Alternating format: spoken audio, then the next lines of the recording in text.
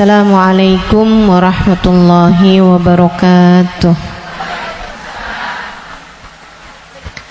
Alhamdulillah, wassalatu wassalamu ala Rasulillah Muhammad ibn Abdillah wa ala alihi wa sahbihi wa man wala. Subhanaka la ilma lana illa ma 'allamtana innaka antal alimul hakim. Rabbi shrah li sadri wa yassir li amri wahlul 'uqdatan min lisani yafqahu qawli. Amma ba'du. Tentang kematian, apa yang dia perjuangkan di masa kehidupan tidak ada yang jadi bekal saat dia meninggal dunia.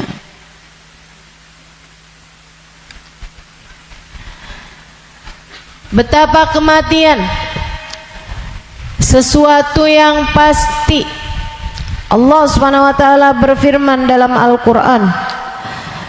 Kata Allah, "Fa'bud rabbaka hatta ya'tiyakal yaqin." Fa'bud rabbaka hatta ya'tiyakal yaqin. Sembahlah Allah Subhanahu wa taala Tuhanmu.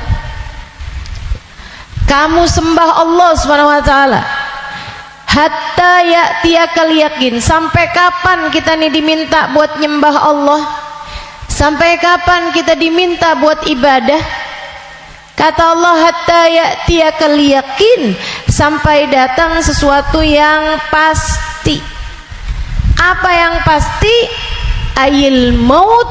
Yang dimaksudkan dengan sesuatu yang pasti itu adalah mati, kematian. Orang nih hidup nggak ada yang pasti, teman-teman. Coba dilihatin. Emang kalau hidup udah pasti sekolah? Ada juga yang nggak sekolah, betul? Emang kalau sekolah udah pasti lulus? Nggak juga. Ada juga yang nggak lulus. Emang orang kalau hidup udah pasti sehat? Nggak juga. Ada juga yang sakit. Emang hidup udah pasti seneng? Enggak juga. Banyak juga yang susah. Emang orang kalau hidup udah pasti punya rumah? Enggak juga, bahkan ada juga yang ngontrak. Emang orang kalau hidup udah pasti nikah? Enggak juga, Mbok.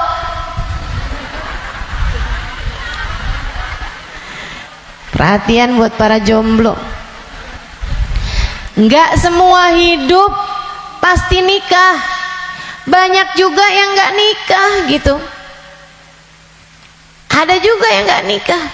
Walaupun udah sampai umurnya, udah lewat umurnya gitu, banyak yang enggak nikah. Enggak pasti juga. Ustazah, katanya kan orang semuanya punya jodoh, Ustazah. Kalau orang sampai dengan tua gitu enggak nikah, Ustazah, mungkin jodohnya meninggal. Bisa jadi, bukan? Mungkin jodohnya udah meninggal. Jadi akhirnya dijodohkan dia, tapi nanti di masa sesudah kematian. Gak apa-apa sih, enak juga. Gak harus susah-susah ngadepin suami.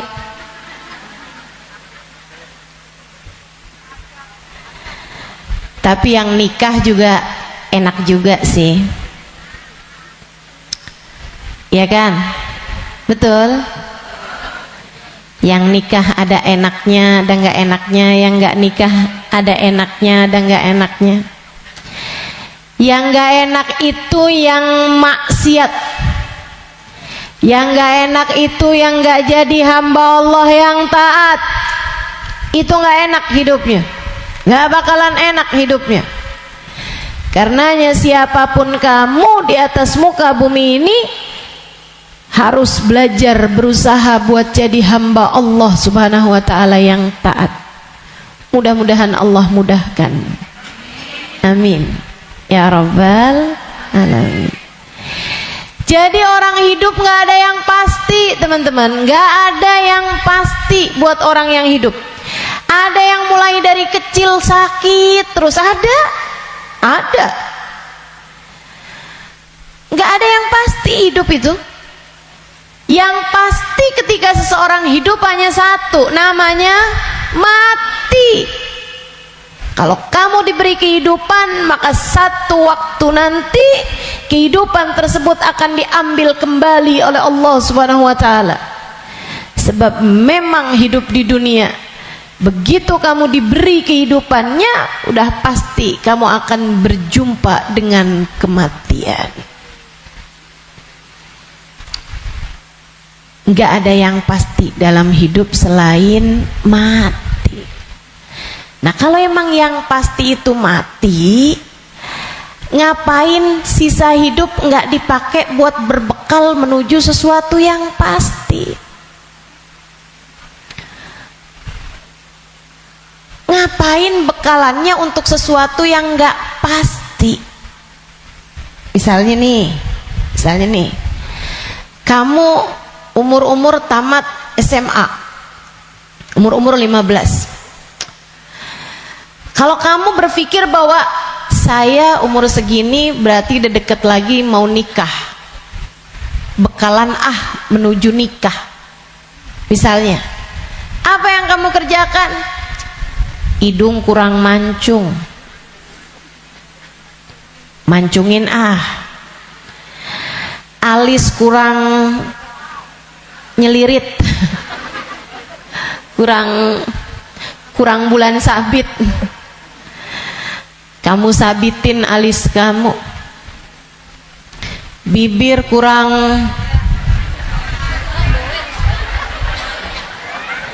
sekarang ini musim orang suka bibir lebar-lebar. Ya udah dah, saya tambahin biar agak turun bibirnya, biar doer bibirnya. Kalau kamu berpikir bahwa kamu akan menuju kepada kematian, kalau kamu berpikir kamu akan menuju kepada pernikahan, kamu kemudian berbekal menuju ke arah sana. Tapi kan sebenarnya nikahnya emang udah pasti? Belum pasti nikahnya. Betul? Orang hidup nggak pasti nikah, teman-teman. Berarti kalau kayak gitu gimana nih caranya nih? Gimana cara kita menjadikan hidup kita bermakna? Takutnya udah siap-siap, tahu-tahu nggak dapet, iya kan? Kan sia-sia. Kalau gitu yang pasti aja, kamu hidup biar bermakna, pastikan hidupmu adalah saatmu berbekal menuju kepada kematian. Saya tuh waktu SD kabarnya pinter. Mungkin ada guru-guru saya di sini. Selamat pagi Bu Guru. Kabarnya dulu pinter waktu saya sekolah. Saudaraku sekalian saya muliakan, tapi saya dulu selalu punya pikiran bahwa bisa jadi umur saya nggak panjang. Walaupun ternyata itu tidak terbukti ya. Sampai dengan sekarang saya masih ada di atas muka bumi ini, udah panjang hidup saya. Dulu itu saya selalu berpikir bahwa bisa saja umur saya nggak panjang. Saya SD, itu saya punya temen sekolah siang, sekolah madrasah, namanya Madrasah Al-Wasliyah. Saya punya temen meninggal dunia, masih seumuran saya gitu kurang lebih. Sejak saat itu saya kayak selalu berpikir bahwa bisa jadi umur saya nggak panjang, bisa saja saya juga meninggal dunia gitu. Akhirnya saya suka berpikir bahwa apa yang harus saya lakukan untuk menjadikan yang saya kerja akan bermanfaat kalau umur saya pendek. Akhirnya saya jadi mikir, kalau saya jadi dokter, umurnya harus panjang loh dokter itu, karena sekolahnya lama. SMP, SMA, kan saya ceritanya SD, SMP, SMA, kuliah. Kuliahnya S1, habis itu S2, habis itu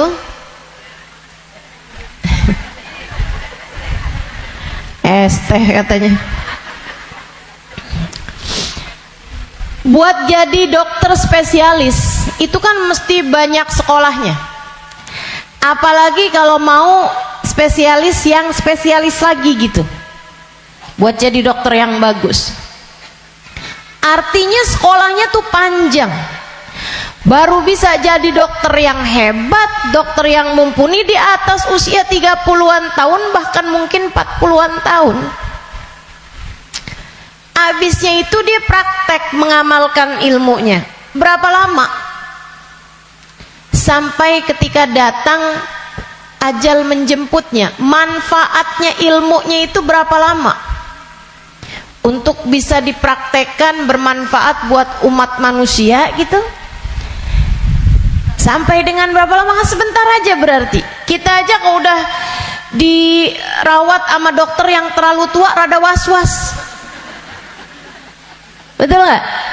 Dokternya mau nulis resep, ambil kacamata dulu gitu kan, terus nulisnya agak tangannya gemeteran.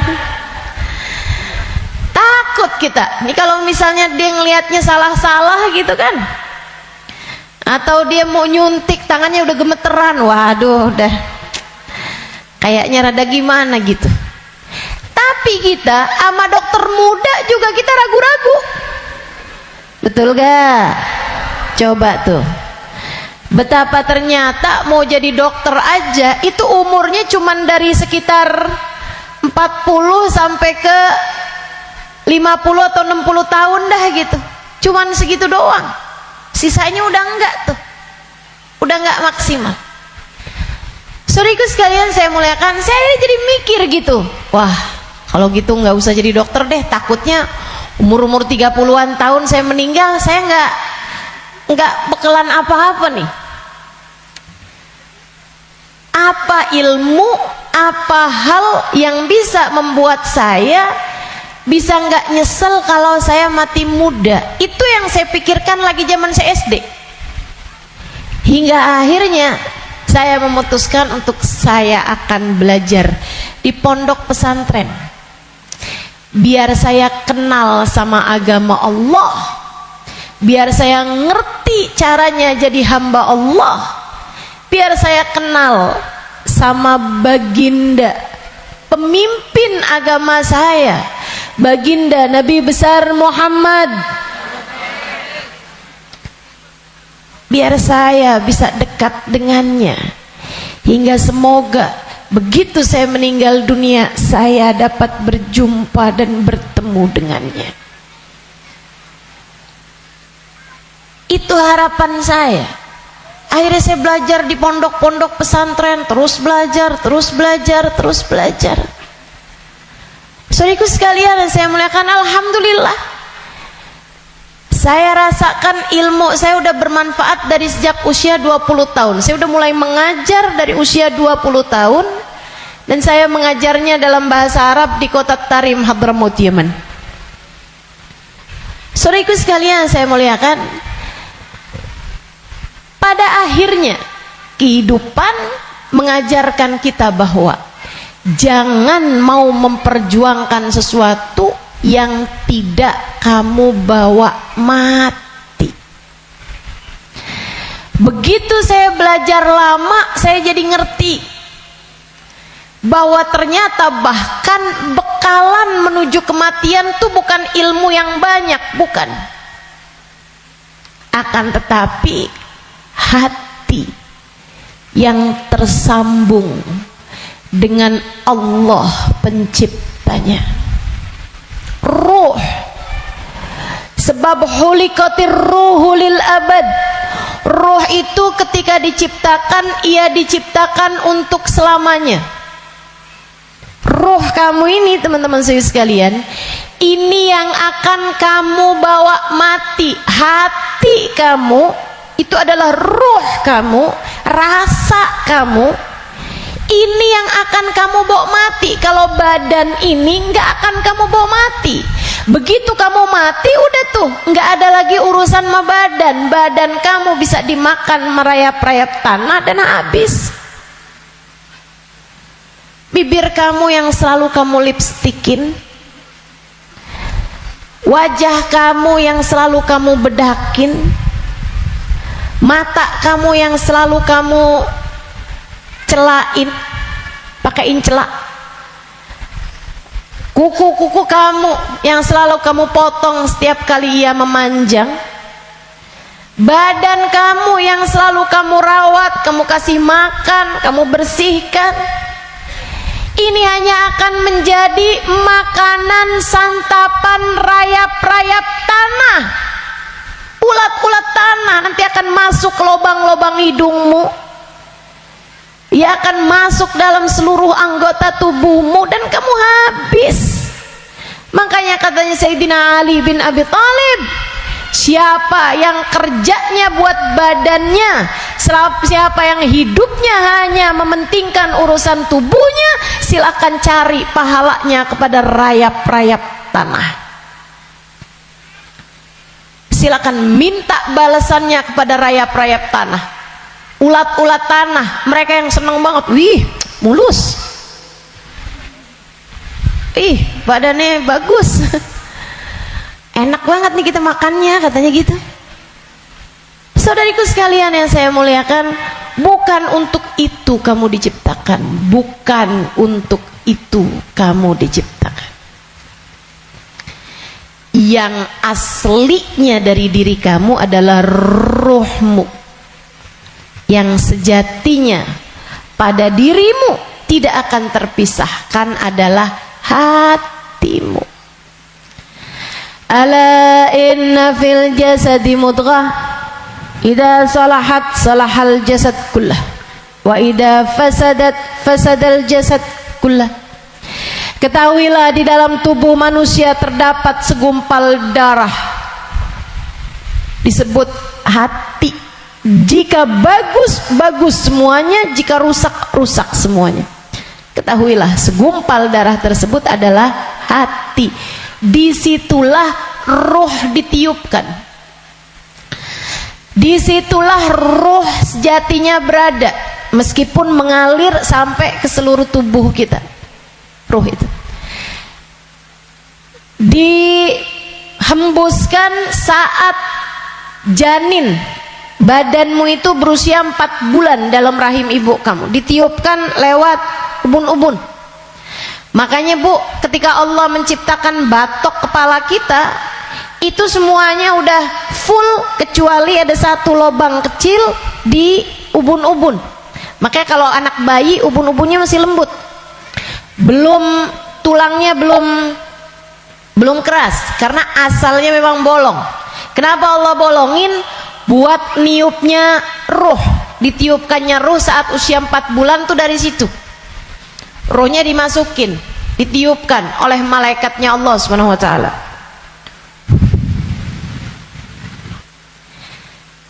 Pusatnya ditaruh di jantung atau di hati, dia pusatnya tuh ditaruh di hati, menyebar ruh tersebut sampai ke ujung-ujung jari. Itu ruh. Kalau datang kematian, dicabut lagi dari ubun-ubun. Malaikat pencabut nyawa sama halnya dengan malaikat peniup ruh, itu memulai pekerjaannya dari ubun-ubun.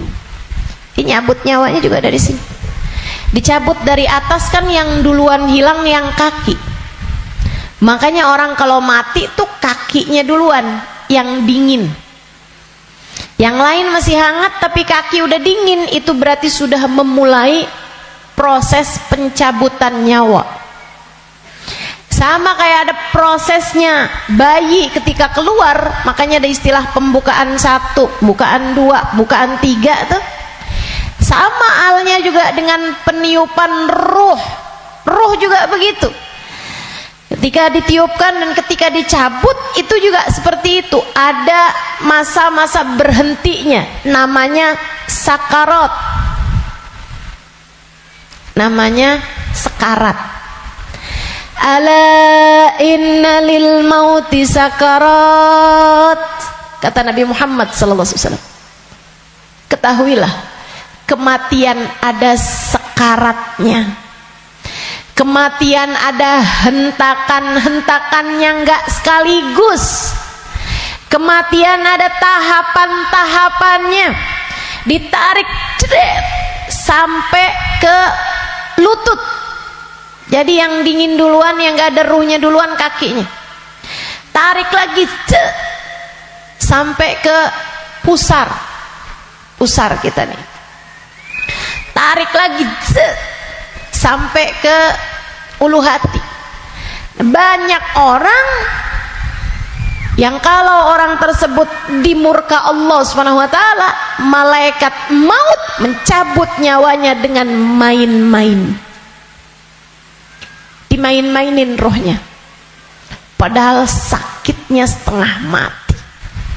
Kata Sayyidina Ali bin Abi Thalib, la darba bisayf 30 darbah ahab ilayya min sakrah min sakaratil maut. Badan saya dicacah-cacah pedang 30 kali cacahan pedang lebih saya sukai daripada satu sakaratul maut. Sakit setengah mati. Buat orang yang suka main-main dalam hidupnya, ada banyak di antara mereka yang ketika ajal datang menjemputnya, malaikat maut memain-mainkan saat pencabutan nyawa. Sakitnya luar biasa. Tapi ada banyak juga hamba-hamba Allah yang hidupnya santun, yang hidupnya berakhlak pada Allah, nggak pernah main-main dalam hidupnya. Allah pun memudahkan saatnya sakaratul maut.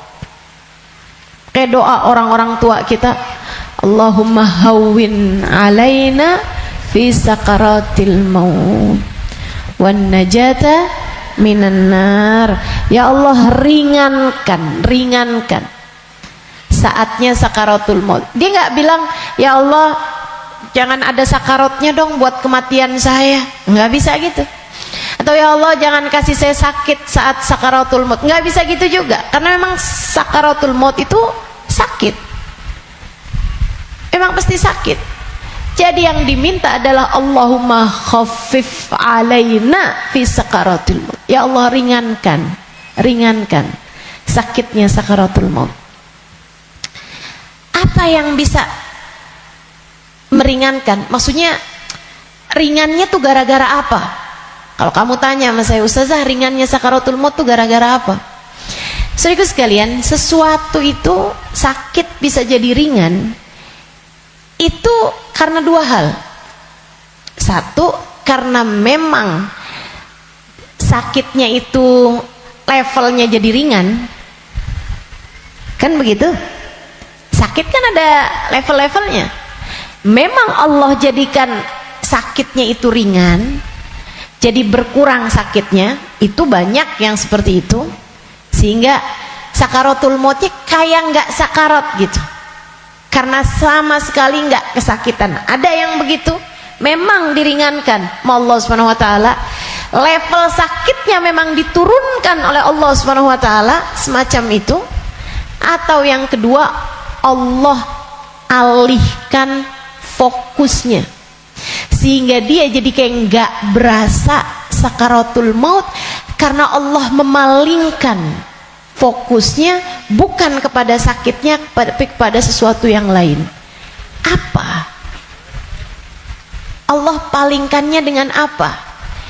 Yang paling indahnya, yang paling enaknya adalah dengan dihadirkannya baginda Nabi besar Muhammad sallallahu alaihi wasallam di saat sakaratul maut tersebut.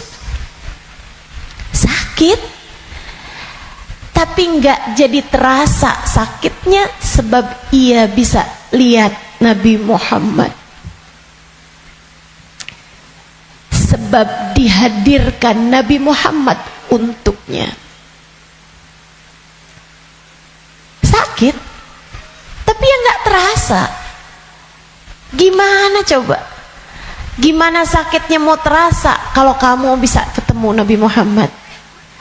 Nabi Muhammad misalnya berkata kepadamu, selamat datang wahai umatku. Ya udah nggak ada lagi rasa sakitnya teman-teman. Udah jadi indah semuanya. Banyak yang begitu juga.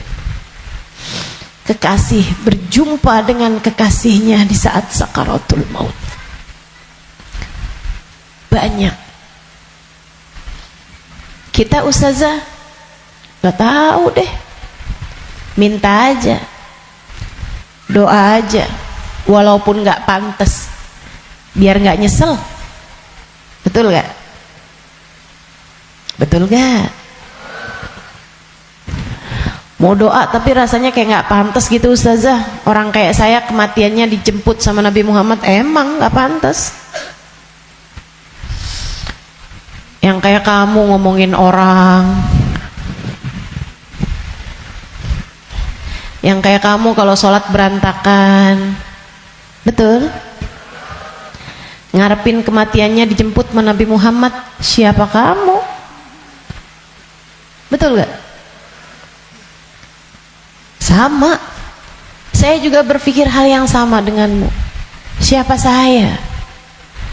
Sampai saya berharap kematian saya dijemput sama Nabi Muhammad. Tidak ada di antara kita yang pantas. Gak ada di antara kita yang layak, gak ada. Gak ada. Tidak saya, tidak kamu, sama. Tapi kita tetap berdoa, kita tetap meminta kepada Allah Subhanahu wa taala. Kali-kali aja doa kita diijabah. Ya siapa tahu ya kan? Siapa tahu. Soalnya takut kalau nggak minta nyesel. Sebab Nabi Muhammad itu dermawan. Sebab Nabi Muhammad itu dermawan. Kadang-kadang orang kalau dermawan tuh kita nggak bisa kira, tahu-tahu memberi lebih dari yang kita minta. Itu sakaratul maut. Nanti habis cabut tuh dari pusar sampai ke dada, hati itu teman-teman pusatnya. Allati tattali'u alal afidah. Sampai ketika roh tersebut nyampe di afidah, nyampe di dada, tempatnya hati kita itu, pusatnya. Makanya orang kalau ngerasa sakit hati pasti pegang dadanya gitu.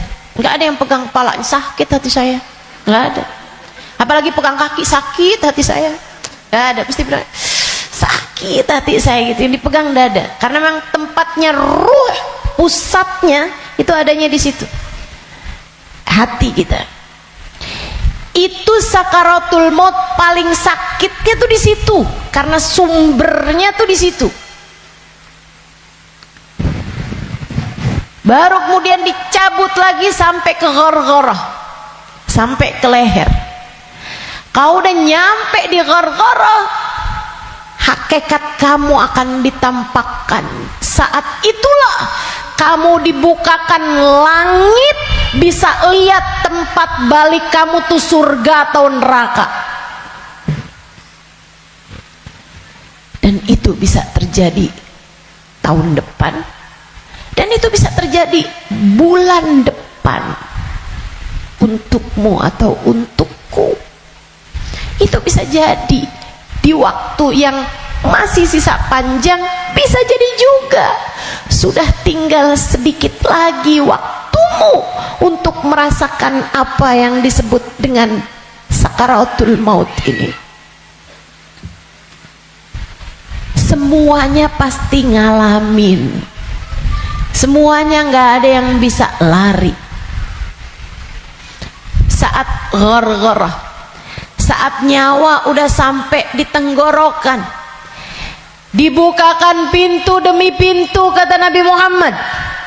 Ketika Nabi bercerita kepada Sayyidah Aisyah, ya Aisyah, man ahabba liqa Allah ahabballahu liqa'ah, wa man kariha liqa Allah karihallahu liqa'ah. Wahai Aisyah, siapa yang senang saat perjumpaannya dengan Allah, Allah pun senang berjumpa dengan dia. Siapa yang benci berjumpa dengan Allah, Allah pun benci berjumpa dengan dia. Ya Rasulullah, walakinnana nakrahul maut. Bukannya semuanya takut memati, Rasul. Takut kan gak seneng. Bukankah kita semuanya takut mati, Rasul? Kalau takut mati kan artinya kita gak seneng. Kalau kita gak seneng, Allah gak seneng juga dong ketemu kita. Gak gitu Aisyah. Tapi nanti saat ghargharah, saat nyawa sudah di tenggorokan, Allah akan bukakan langit-langit dan Allah akan perlihatkan tempat kembali bagi roh seseorang. Rohnya itu baliknya kemana?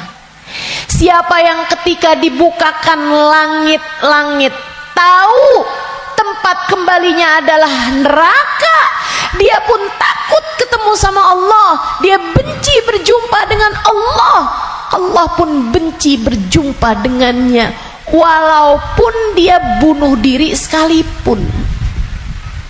Dia bunuh diri nih, pengen mati kan orang bunuh diri, tapi begitu ruhnya sampai di tenggorokan, begitu dia lihat tempat kembalinya adalah neraka, dia pun takut, kepengen gak jadi bunuh diri. Dia pun pengen balik hidup lagi, karena dia lihat ternyata tempat kembalinya adalah neraka yang sangat menakutkan. Dia benci berjumpa dengan Allah, Allah pun benci berjumpa dengannya. Sebaliknya, orang mukmin, orang yang tawadhu, orang yang hidupnya buat nyari Allah, walaupun sebenarnya takut, walaupun sebenarnya ngeri, tapi saat langit dibuka, dia diperlihatkan bahwa tempat kembalinya adalah surga. Dia pun rindu, dia pun ingin, dia pun cinta untuk berjumpa dengan Allah. Dia pun bahagia, dia sukacita berjumpa dengan Allah, Allah pun sukacita berjumpa dengannya. Allah pun suka untuk berjumpa dengannya. Nih, saat ghargharah ini Allah cerita dalam Al-Quran di surat Al-Mu'minun, hatta idza jaa ahadahumul maut qala rabbi rji'un la'alli a'malu salihan fima taraktu kalla innaha kalimatun huwa qailuha wa min waraihim barzakhun ila yaumi yub'atsun. Sadaqallahul azim. Kata Allah, sampai ketika kematian datang kepada kalian,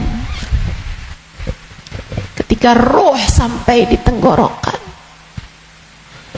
dia akan berkata, Rabbirji'un, balikin saya lagi ya Allah, balikin saya lagi ya Allah.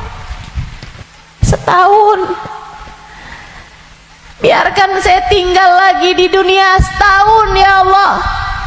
Nggak boleh sebulan ya Allah, nggak boleh seminggu ya Allah, minggu depan deh ya Allah, matinya minggu depan aja. Nggak boleh minggu depan, sehari ya Allah, Besok mati nggak apa-apa, jangan sekarang.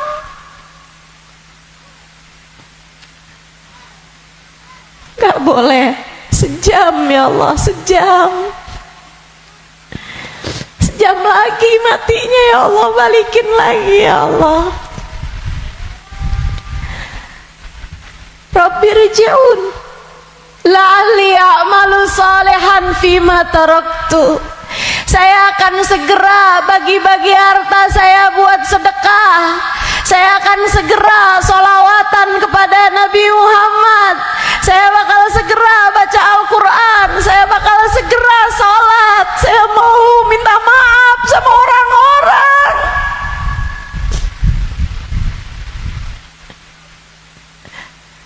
Saya mau minta maaf sama orang-orang. Sisakan untuk waktu walaupun 1 jam. La'alli a'malu salihan fima taraktu. Aku akan mengerjakan kebaikan yang selama ini saya tinggalkan.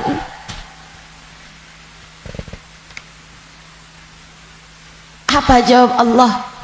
Kalla innaha kalimatun huwa qailuha. Gak ada. Sekarang kalimatmu itu hanya jadi omong kosong belaka. Gak ada ceritanya kamu dikabulkan. Waktunya sudah habis. Game over. End. Udah habis. Kamu gak punya nyawa cadangan. Kamu gak punya hidup simpanan. Kamu tidak sedang dalam masa percobaan.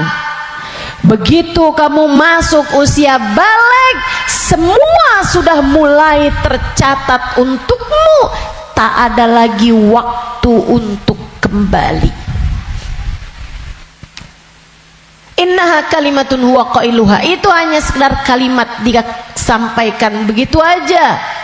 Kamu minta balik, enggak ada ceritanya. Wa min waraihim barzakhun ila yaumi yub'atsun.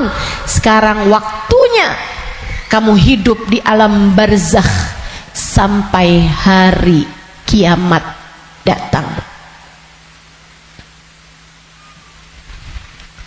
Dah tuh, nggak bisa balik lagi.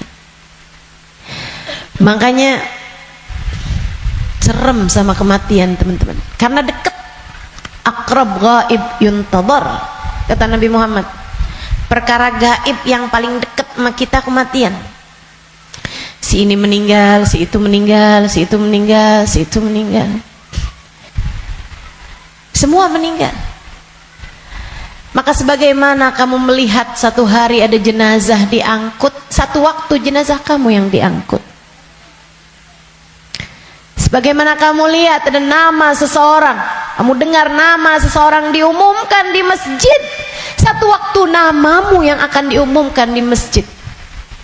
Kamu lihat satu hari ada nama seseorang muncul dengan ucapan berbelasungkawa, turut berduka cita, yang ada di instastory orang-orang, satu waktu nama kamu yang akan ditulis di situ. Sebagaimana ada broadcast di grup-grup WhatsApp yang menuliskan nama-nama orang dengan ucapan meninggal dunia, satu waktu akan ada namamu yang ada di situ. Inna lillahi wa inna ilaihi rojiun. Turut berduka cita atas meninggalnya Halimah binti Utsman al-Idrus. Akan ada waktunya. Semua akan ada waktunya. Semua akan ada gilirannya. Pasti, tanpa terkecuali. Kamu akan datang giliranmu. Pasti, tanpa terkecuali. Kamu bakal mati, Bu. Kamu akan mati, Dek. Kamu bakal mati, Nak. pasti. Masalahnya tinggal,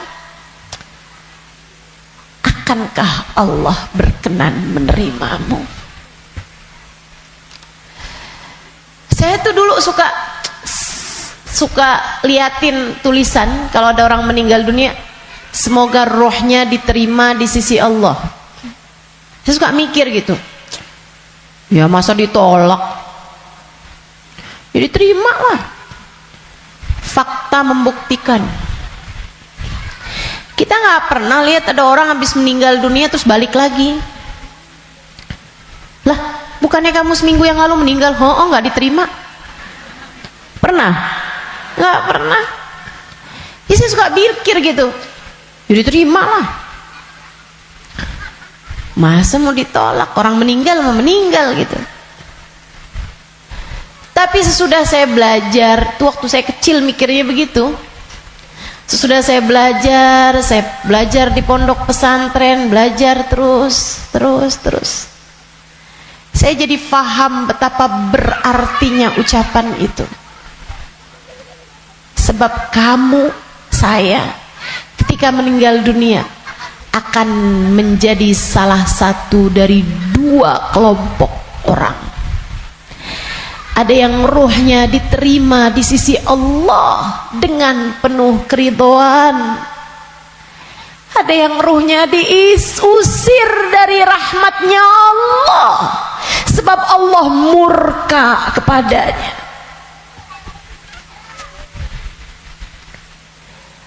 Kalau waktu hidup kayak gini nih, kamu lagi punya perlu, kamu datang ke rumah saudaramu, ditolak dari yang satu, bisa kamu datang ke tempat saudaramu yang lain. Anak kamu harus masuk rumah sakit, harus segera dioperasi, misalnya gitu. Harus ada DP yang harus kamu bayar, atau ada keperluan apapun misalnya. Kamu bisa datang ke tempat saudaramu, dia nggak bukain pintu, kamu bisa datang ke tempat yang lain. Dia nggak ngasih, kamu bisa datang ke tempat yang lain. Kamu misalnya mau bikin kopi, gulanya nggak ada, misalnya gitu, kamu bisa datang ke tempat saudara kamu, sebelah kamu, tetangga kamu, nggak dikasih, nggak dibukain pintu, atau dia bilang nggak ada misalnya, bisa lagi ke tempat saudaranya, tempat sebelahnya. Orang hidup ini andai ditolak dari yang satu, kita masih punya pilihan tempat yang lain. Seapa-apanya masih ada pilihan tempat yang lain. Tapi kalau kamu meninggal dunia, kamu hanya akan menjadi wa inna ilaihi raji'un, hanya akan kembali kepada Allah Subhanahu wa ta'ala. Kalau pintu rahmatnya Allah tertutup darimu, kalau kamu diusir dari kasih sayang Allah Subhanahu wa ta'ala, Allah tidak berkenan menerimamu, kemana kiranya kamu akan pergi? Terusir dari pintu rahmatnya Allah, kamu mau kemana? Bu, Kak, Dek, Nak, saya sampaikan ini dengan sungguh-sungguh. Jangan pernah mau main-main dalam hidupmu. Jangan main-main sama hidup. Sebab selama kamu hidup, kematian masih akan membayangi.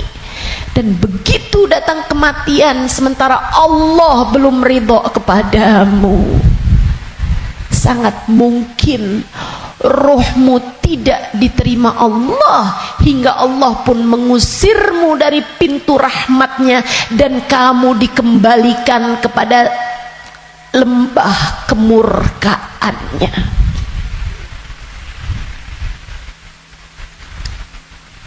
Dimurka Allah Subhanahu wa ta'ala. Dimurka Allah Subhanahu wa ta'ala. Enggak enak. Kita tuh dibenci sama suami kita aja rasanya nggak enak. Kita dibenci sama saudara kita aja setengah mati, nggak enak rasanya. Bukan begitu? Bayangkan kalau kamu datang ke rumah Allah, kamu datang kepada Allah sementara Allah mengusirmu dan tidak ridho kepadamu serta benci kepadamu, dan kamu nggak bisa balik lagi ke atas muka bumi ini, kayak apa rasanya? Dalam keabadian kamu dimurka, dalam keabadian kamu dibenci, dalam keabadian kamu tersiksa.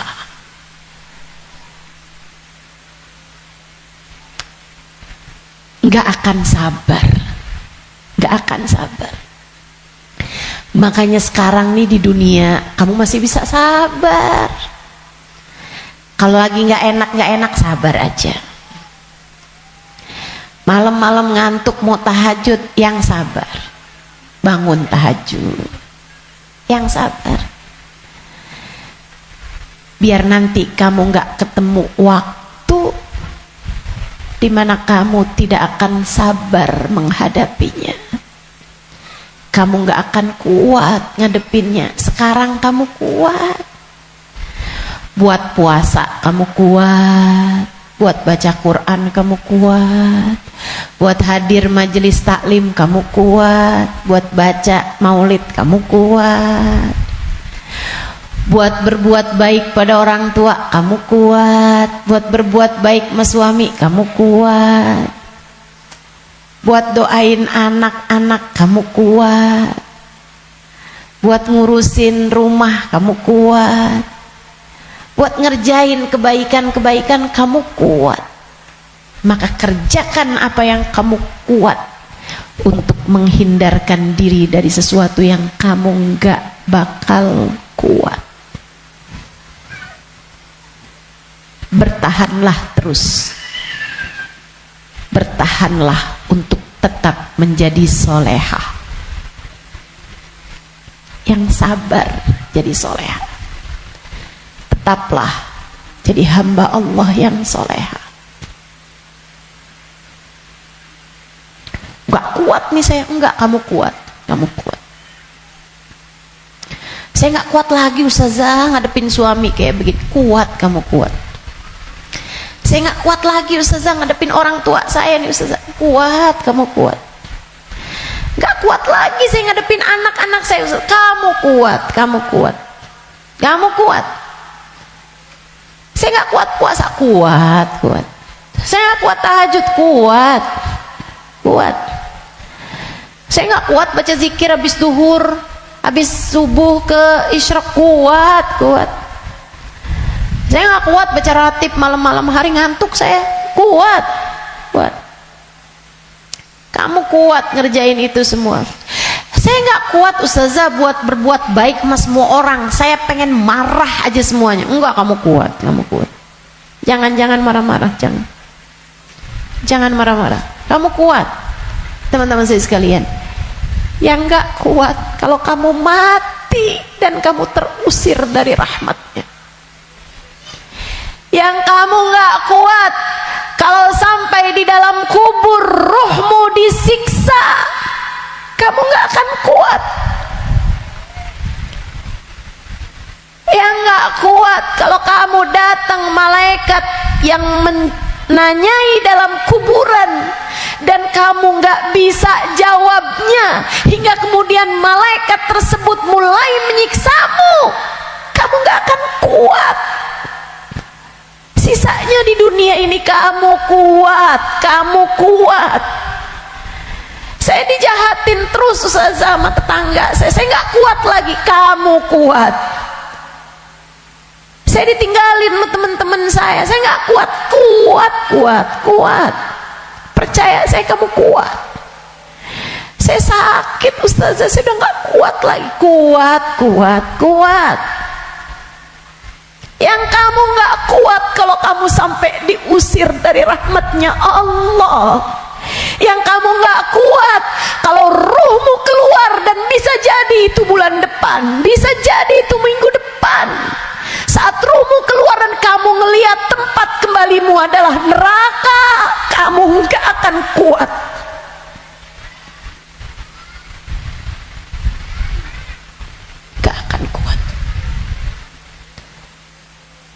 saat kamu berkata, Rabbirji'un la'alli a'malu salihan fima taraktu. Ya Allah, balikin saya ke dunia ya Allah, balikin saya, kasih saya hidup lagi ya Allah. Itu yang kamu gak akan kuat. Sekarang di dunia semuanya kamu kuat jalaninnya, kuat, kamu mampu, bisa bertahan untuk tetap menjadi solehah. Percaya saya sangat miskin Ustazah, saya udah gak kuat lagi hidup di dunia ini. Kamu kuat, kamu kuat. Saya ambil utang aja Ustazah, dipinjol, saya udah gak kuat lagi. Kamu kuat, jangan utang, jangan utang, jangan ambil utangan, apalagi pakai riba. Lebih kamu nanti tambah rusak jalannya, tambah salah hidup kamu. Kamu kuat menjalani kehidupan di atas muka bumi ini teman-teman. Yang kamu gak kuat kalau sampai mati Allah murka padamu, kamu gak akan kuat. Maka yuk berbekal. Dengan apa berbekalnya? Satu, hidup yang benar. Tetaplah istiqomah. Sholat jangan ditinggal, ibadah jangan ditinggal. Apa yang kamu bisa kerjain, kerjain. Sedekah biar kata sedikit jangan ditinggal. Saya orang miskin Ustazah, saya nggak bisa sedekah banyak-banyak. Tapi kamu masak, banyakin kuahnya kata Nabi. Bagiin tetangga, kasihin tetangga kamu pas kamu lagi masak. Saya nggak bisa sedekah Ustazah, tapi kamu masak nasi, masak pakai sambal, iya. Apa? Tempe goreng, banyakin, sisain dikit buat tetangga kamu, kasih buat orang yang susah juga yang ada di sekitarmu.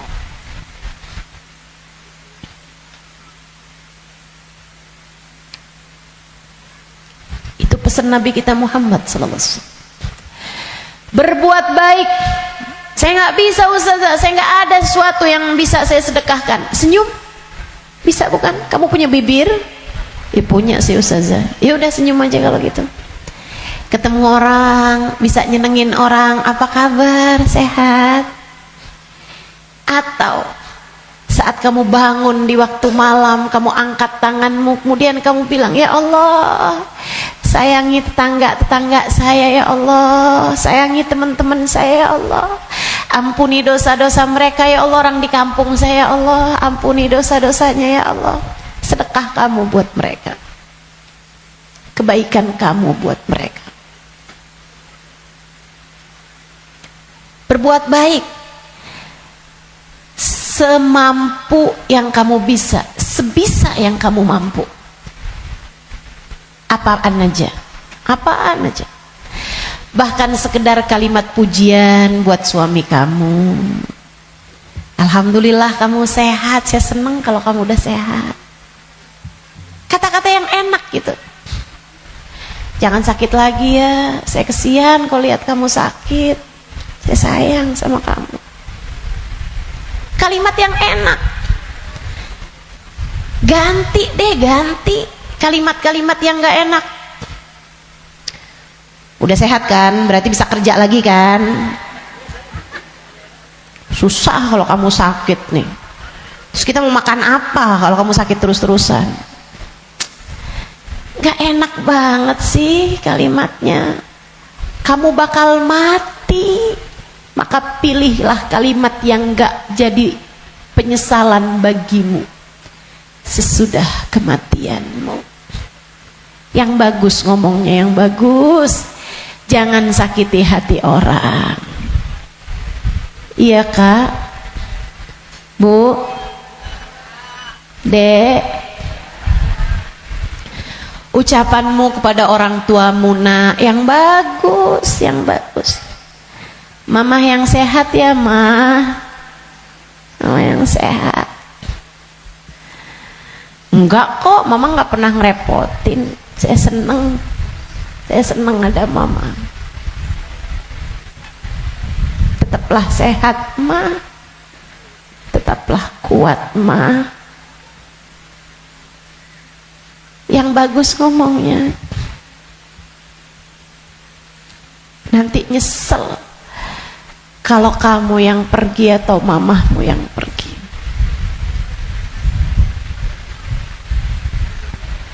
Kepada abahmu, ayahmu gitu juga.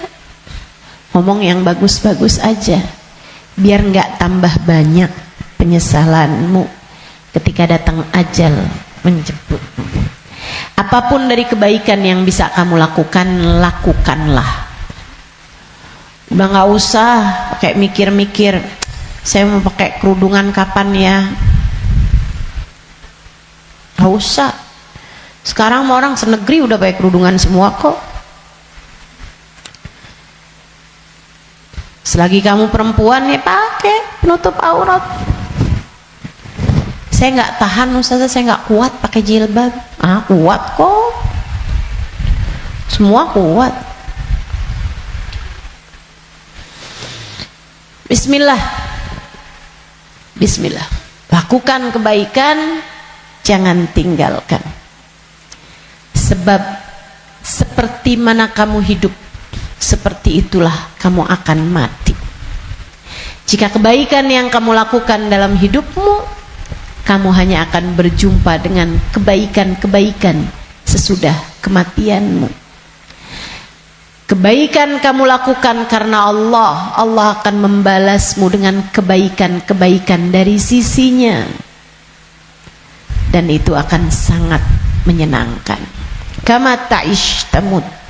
Sebagaimana kamu hidup, seperti itu pula lah kamu akan mati. Maka tetaplah istiqomah di jalan Allah. Itu bekal utama.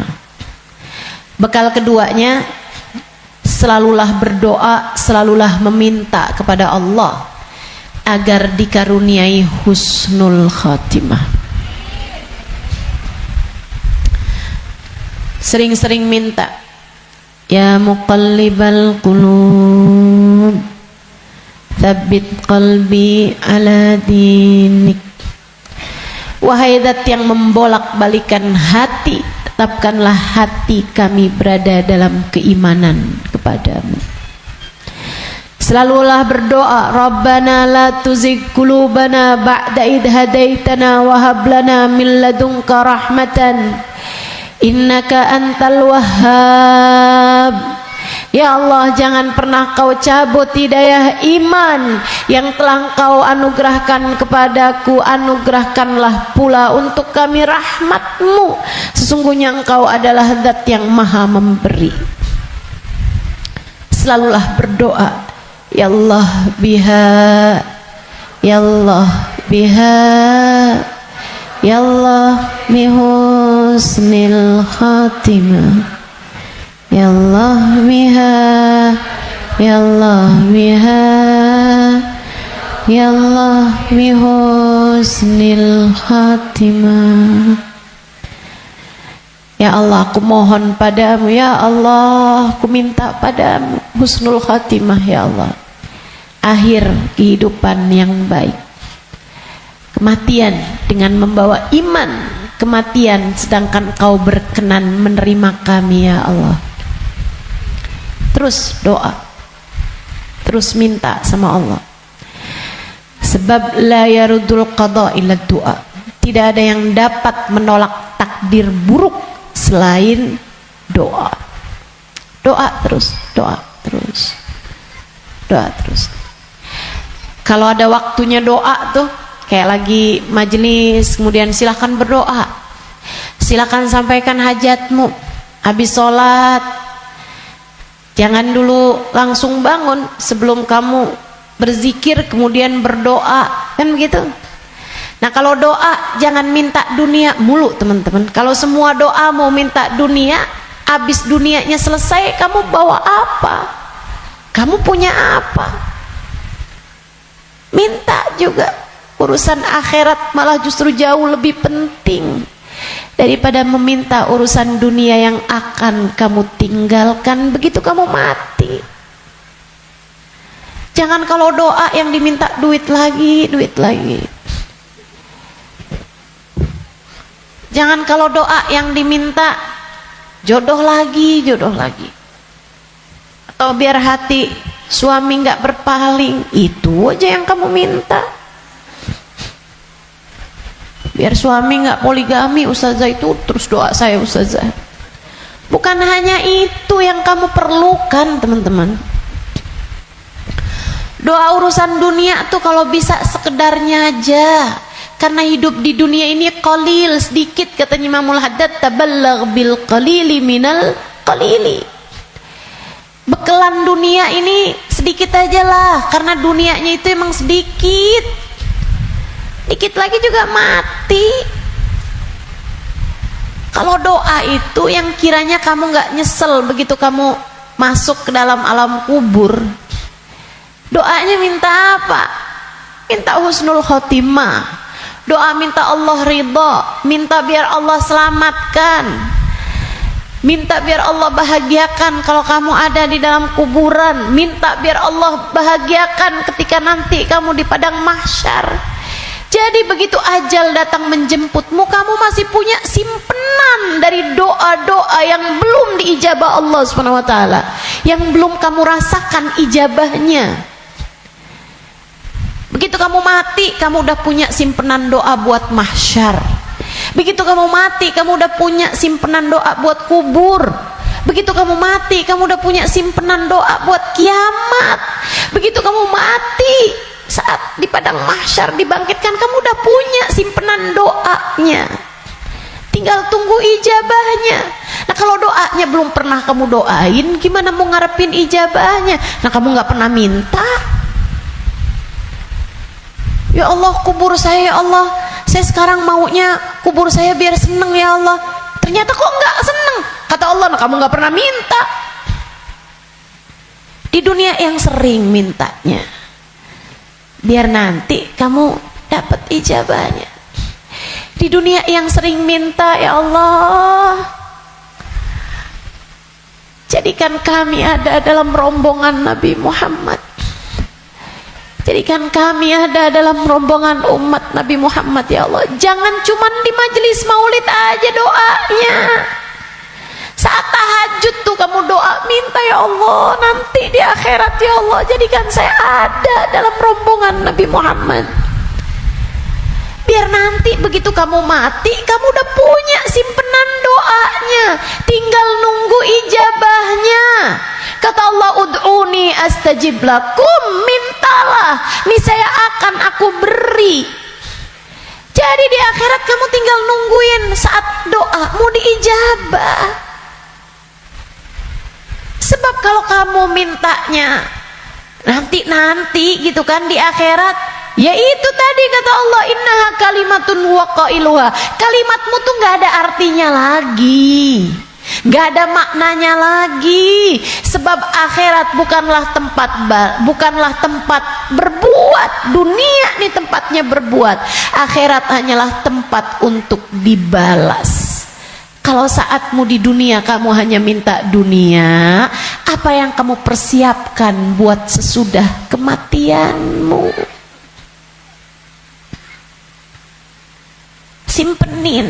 Simpenin doa-doa yang banyak buat akhirat, karena akhirat itu jauh lebih panjang, jauh lebih penting, jauh lebih berarti, jauh lebih bermakna. Dunia ini hanya sebentar, teman-teman. Jangan sampai nyesel. Jangan sampai nyesel. Doa. Doa tidak pernah hanya sekedar. Itu adalah semua yang kamu perlukan. Kita semua perlu doa. Semua perlu doa. Makanya banyak-banyak doa.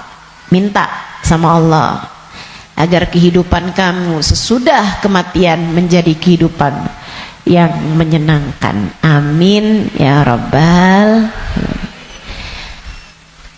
Satu tadi istiqomah taat, bekal menuju kematian ya. Yang kedua tadi apa? Doa. Yang ketiga, teman-teman saudariku sekalian, bekal menuju kematian itu ampunan dari Allah Subhanahu wa taala.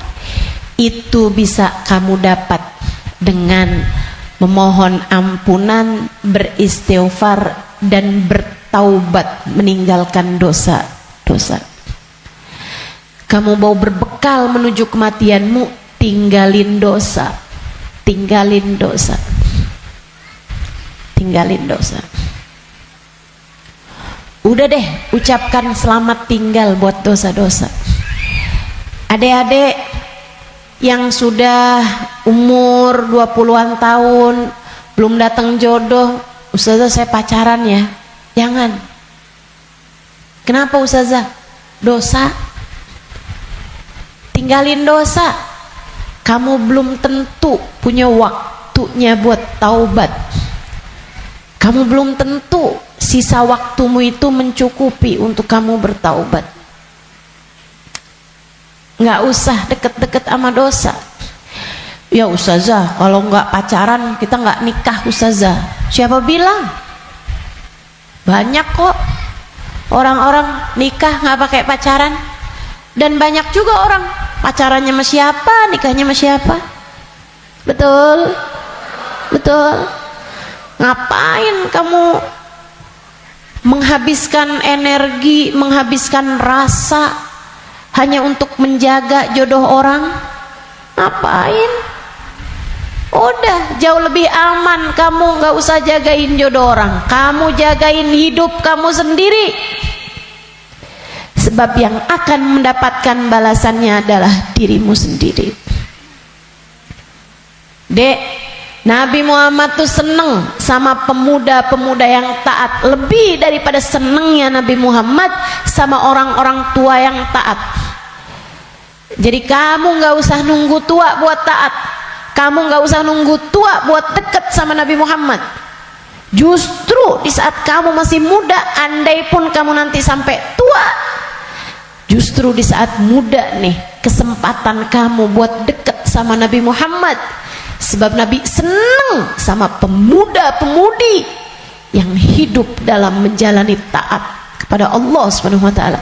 Dijanjiin barengan sama Nabi Muhammad. Dijanjiin ada dalam naungan di bawah arasnya Allah di saat tidak ada naungan kecuali naungan Allah. Syab nasya fi taatillah, pemuda, pemudi, laki-laki, perempuan, muda yang hidup dalam taat pada Allah Subhanahu wa taala. Kamu umur masih 17 tahun tapi sudah istiqomah tahajud, Nabi cinta padamu. Kamu umur masih 17-18 tahun, akan tetapi kamu istiqomah baca Al-Quran, Nabi cinta padamu. Umur masih belasan tahun, tapi kamu udah punya zikiran yang kamu istiqomahkan baca. Kamu udah punya solawatan yang kamu istiqomahkan baca. Kamu bahkan nyaris hafal kitab-kitab maulid yang berisi sejarah hidupnya Nabi Muhammad. Fix kamu pantas dicinta sama Nabi Muhammad.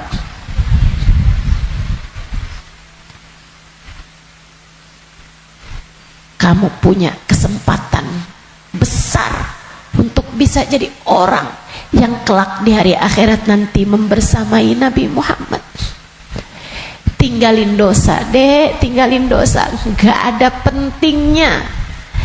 Kamu gak akan seneng nantinya sama dosa itu. Kelihatannya kayak bagus tapi bikin sumpek. Kelihatannya kayak enak tapi bikin hati gelap. Kelihatannya kayak membahagiakan, padahal itu hanya akan menyusahkan hidupmu saja. Tinggalin dosa. Semua yang ada di sini, yang tua, yang muda, tinggalin dosa, tinggalin dosa. Itu cara kamu biar bisa berbekal menuju kematian yang indah. Yang terakhir, kamu pengen berbekal menuju seindah-indah kematian adalah dengan mencintai orang-orang soleh. Gaulmu itu loh benerin. Gaulnya sama orang bener biar kamu bisa bener. Sayangnya sama orang bagus di mata Allah, orang soleh, orang solehah. Sayangnya sama ulama, sayangnya sama guru-guru, gitu kan? Sama ustadz, sama ustadzah, sama kiai, sama bunyai, sama habib, sama habibah, muhbabah. Itu bikin kamu bisa jadi orang-orang yang meninggalnya nanti dalam keadaan-keadaan yang indah. Tentu di akhirat kita semuanya ingin dikumpulkan dengan orang-orang baik. Maka kalau kamu di akhirat nanti dikumpulkan orang baik, caranya adalah bersamalah dengan mereka dari sejak di dunia. Bersamalah dengan mereka dari sejak di dunia. Hadirlah di majelis-majelis ilmu, yang seneng dengerin kajian-kajian dari para ulama, yang seneng melantunkan bersama-sama maulid, solawat, istighfar bareng-bareng, doa bareng-bareng, qiyam bareng-bareng. Kebersamaanmu dengan apapun di dunia akan membuatmu bersama di akhirat nanti dengan orang-orang yang kurang lebih sama. Hadirnya, senangnya di majelis-majelis ilmu, majelis-majelis dzikir, majelis maulid kayak begini, sangat pantas nanti dikumpulinnya di akhirat dengan orang-orang soleh solehah. Kamu pikir orang-orang soleh solehah kumpulnya di mana kalau bukan di tempat-tempat yang semacam ini? Makanya, ayo bismillah, cintai mereka. Andai pun kamu nggak lagi bersama dengan mereka, para ulama-ulama, para hamba-hamba Allah soleh-soleha, tetaplah bersama dengan mereka dalam doa. Saat doa tuh, saat doa, sertakan hamba-hamba Allah yang soleh-soleha. Guru-gurumu doain, ulama-ulama doain, orang-orang tercinta di sisi Allah doain. Ustazah, kan nggak manfaat ya ustazah, saya nih kan orang punya banyak dosa, ngapain doain guru-guru saya, orang-orang taat semua, ahli-ahli ibadah semua, ngapain saya doain? Saya jauh lebih perlu buat didoain sama mereka daripada saya mendoakan mereka. Andai pun begitu, ini masalah keberpihakan. Ini masalah kebersamaan. Ini masalah urusan penautan hati.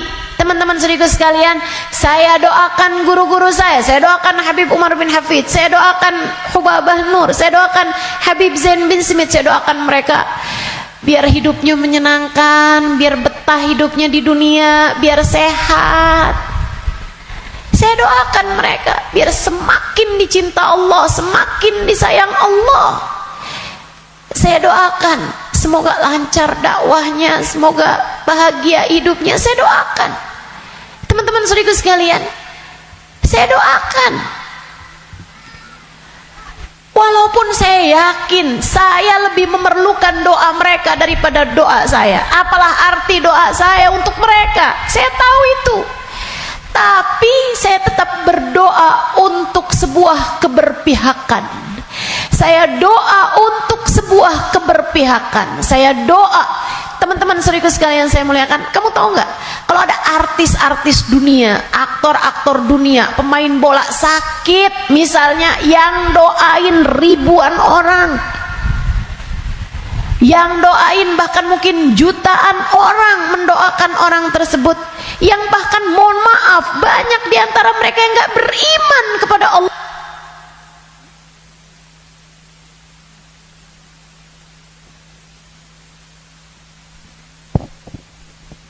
Yang bahkan banyak di antara mereka yang tidak beriman kepada Allah Subhanahu wa taala.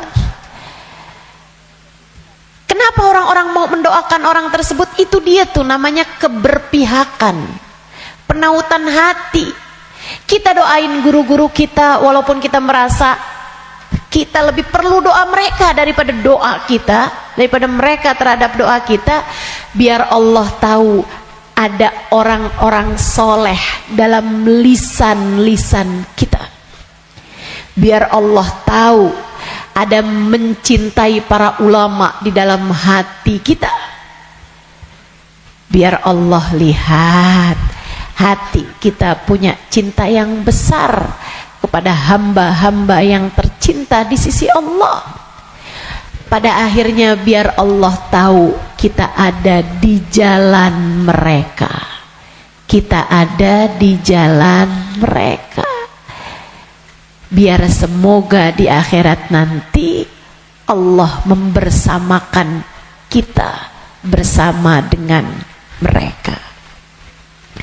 Penting mencintai orang-orang soleh, sebab almar'u ma'aman ahab, seseorang di akhirat nanti hanya akan dikumpulkan dengan orang yang dia cintai. Dan yang paling penting buat kita cintai, nomor 1 yang ada di puncaknya adalah baginda kita Nabi besar Muhammad.